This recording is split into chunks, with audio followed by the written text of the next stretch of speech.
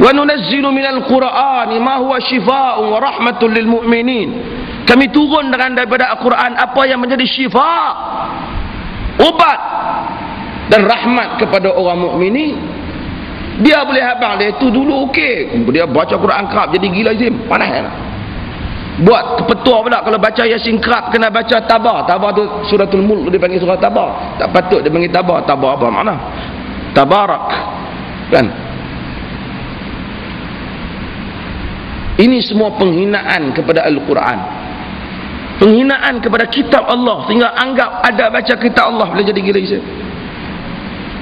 Jangan. Bahaya. Siapa suruh sebut macam tu, suruh dia mengucap balik. Ha? Kata hang mengucap balik tu. Hang hina Quran, ingat Quran baca jadi gila. Quran baca tak jadi gila.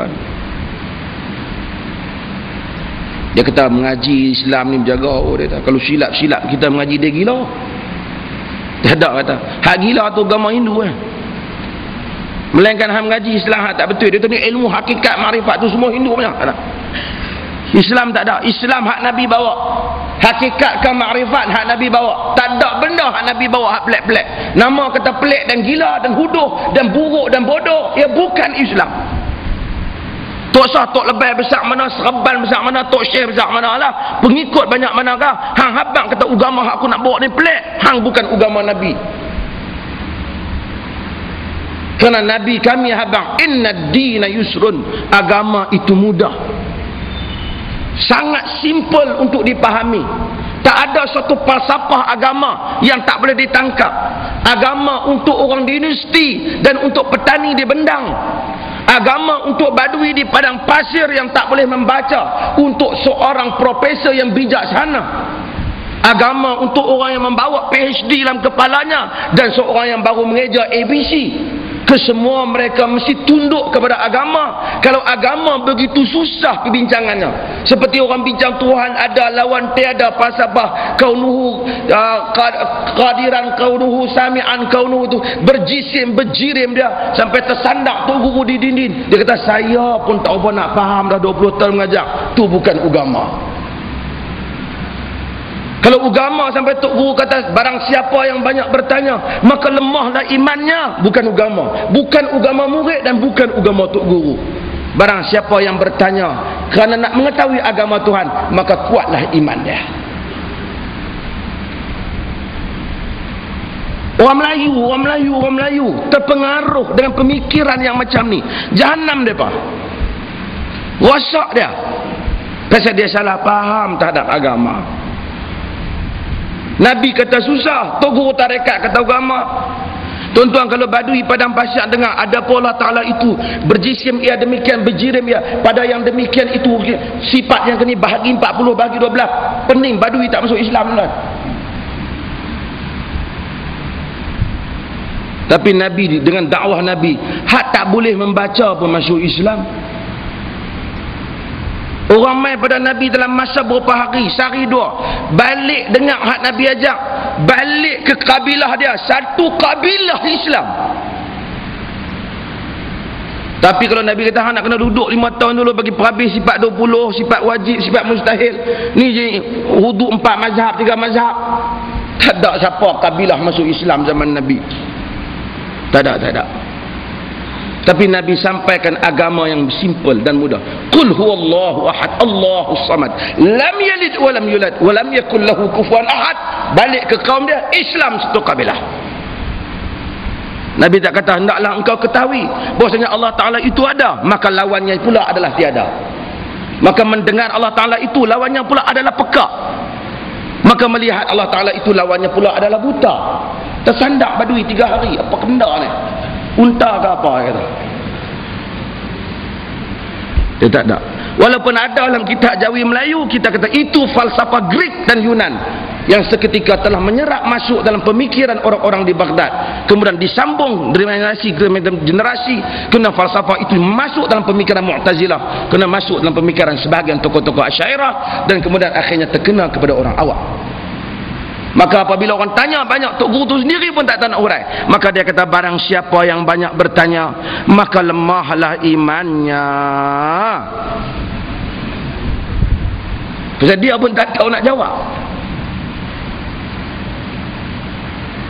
Tapi Nabi kata inna ad-dina yusr. Siapa mengaji agama cara salaf, cara sunnah Nabi, tanya, kita nak jawab tentang berhubung dengan akidah. Tidak ada benda yang kontradik. Akidah dapat dipahami oleh semua orang. Kata para ulama, para tabi'in, sesiapa yang mendengar Ibnu Abbas menafsirkan Quran di Kaabah, nescaya kalau Rom dan Parsi mendengar, nescaya mereka masuk Islam. Tapi kita bila dengar tafsir Quran di masjid, tu guru baca tersandak lena habis anak murid. Buang masuk dengan Israeliat. Pada makna yang demikian itu adalah ia. Saya bukan nak anti benda ni, tapi tuan-tuan ulang. Tak sampai pada demikian arakan berkatalah Syekh, pada yang demikian itu bermaksud ia. Tak sampai yang maksud. Habak lah dia kata apa. Dia penjelas orang tak payah duk cerita tu bahasa Sanskrit lama. Para semara kalau hidup pun tak pakai dah bahasa tu.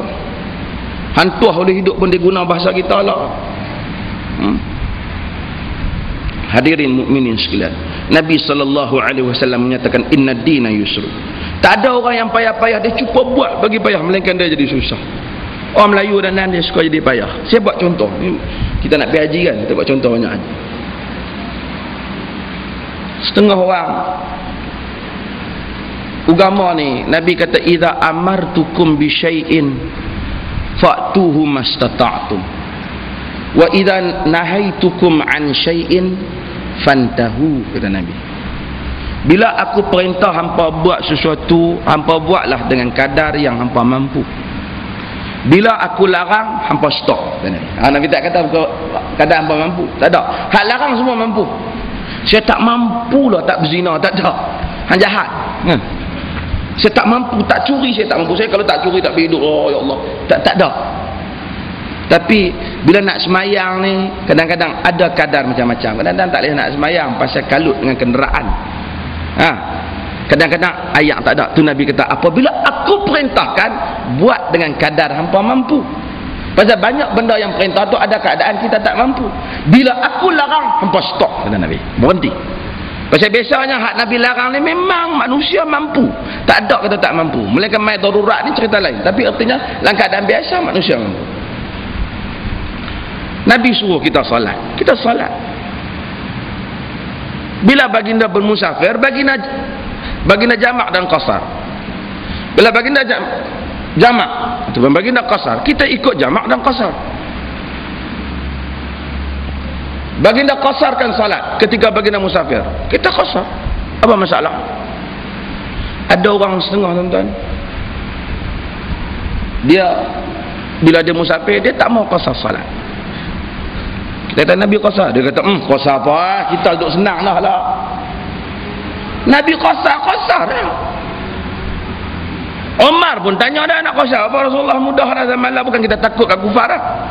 Tu zaman Umar kenderaan tak ada ya. Nabi kata sadaqatun tasaddaqallahu lakum faqbalu sadaqatah. Tasaddaqallahu alaikum faqbalu sadaqatah. Sedekah Allah Ta'ala sedekah kat hangpa, ambil dia bagi.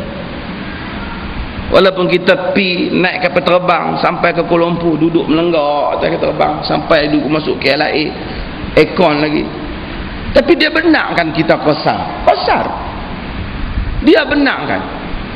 Tuhan suruh, Tuhan suka apabila dia memberikan kelonggaran, diterima, kita terima kelonggaran dia. Ada orang dia tak mau. Sebab tu Ibnu Taimiyah dan kebanyakan ulama dia tak suka. Dia menganggap sekurang-kurangnya makruh orang yang tak qasar ni ketika dia musafir. Qasar. Bila kita sibuk, kita tak boleh. Kita boleh jamak. Ada boleh jamak dan qasar. Kita musafir pun boleh jamak. Kita hadapi suatu keadaan susah. Anak kita duduk nak bedah orang, saya buat contoh nak bedah orang. Orang aksiden.